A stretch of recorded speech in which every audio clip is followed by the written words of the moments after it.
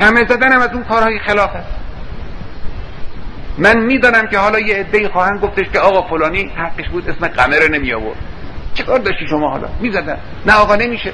کار غلطی است. یه عده‌ای قمه ها رو بگیرن بزنن به سرهای خودشون، خونها رو بریزن که چه بشه؟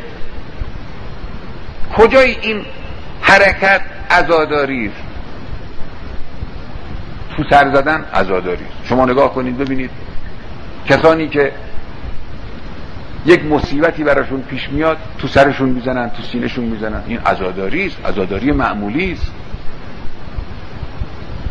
اما کجا شما دیدید که یه نفری به خاطر مصیبت عزیزترین عزیزانش بیاد با شمشیر بزنه تو مغز خودش و خون بریزه از سر خودش؟ این کجا عزاداری است؟ این جعلی است.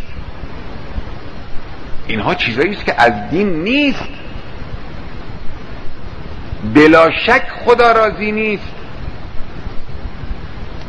علمای سلف دستشون بسته بود، نمیتوانستن بگویند امروز روز حاکمیت اسلام است، روز جلوه اسلام است، نباید کاری بکنیم که جامعه اسلامی برتر، یعنی جامعه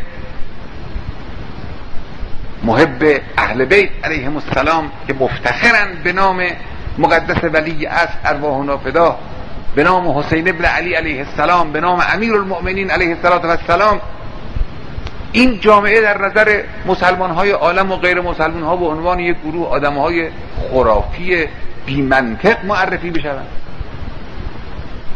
من حقیقتا هر چی فکر کردم دیدم من نمیتوانم این مطلب رو که قطعا یک خلاف هست، یک بدعت هست، این رو به اطلاع مردم عزیزمون نرسونم. نکنن این کار را. بنده راضی نیستم. من قلبا اگر کسی تظاهر به این معنا بکند که بخواد قمه بزند، قلبا من از اون ناراضی هست.